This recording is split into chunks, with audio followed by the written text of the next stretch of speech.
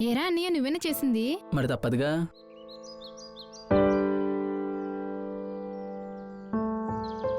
Taste ఎలా ఉంది? చాలా రోజుల తర్వాత ఇంటి భోజనం తింటున్నా. అయినా నువ్వు చేసే వంటలకి వంటరాని నేను వంకలు పెట్టడం. టేస్ట్ ఎలా ఉంది చెప్పవే. చాలా చాలా చాలా బాగుంది. నువ్వు నేర్చుకో మరి, రేపొద్దున ఎలాగో చేయాల్సిందేగా. దానికి ఇంకా టైం ఉందిలే అన్నయ్య. ఏం లేదు, బావిచ్చిన టైం అయిపోతుంది కదా. నీ ఉద్దేశం ఏంటో చెప్తే. ఇందుకే పిలిచారా నన్ను? రేపే పంపించేద్దాం అనుకుంటున్నారా?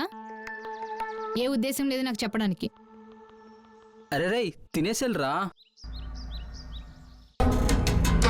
ఆ మామ అల్లులకి ఊళ్ళో చాలా భూములు ఉన్నాయి కదరా. అవునన్నా, సిటీలో ఫ్యాక్టరీలు, సిటీలో వాళ్ళ వ్యవహారాలు చాలా ఎక్కువ ఉన్నాయన్నా. మరి అంత ఉంచుకుని ఆ భూమి మీద ఎందుకు ఆరాటపడుతున్నారు?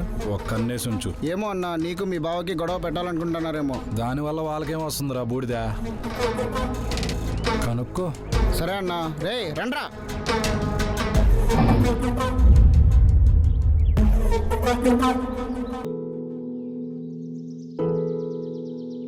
అయినా ఏంటే నీ బాబు నోటికి ఎంత వస్తే అంత తాగవుతున్నాడు. నేను చెత్తనా కొడుకునంట, నేను సరిగ్గా చూసుకోలేనంట. నువ్వు మా నాన్న కలిసి తాగడం, ఆ తర్వాత వాగడం. ఏం పని ఉంది మీ ఇద్దరికి? రే సిద్ధు, లీలాలా ఉంది. ఓసారి బండా పండా ఏదో గొడవ అవుతుందిరా.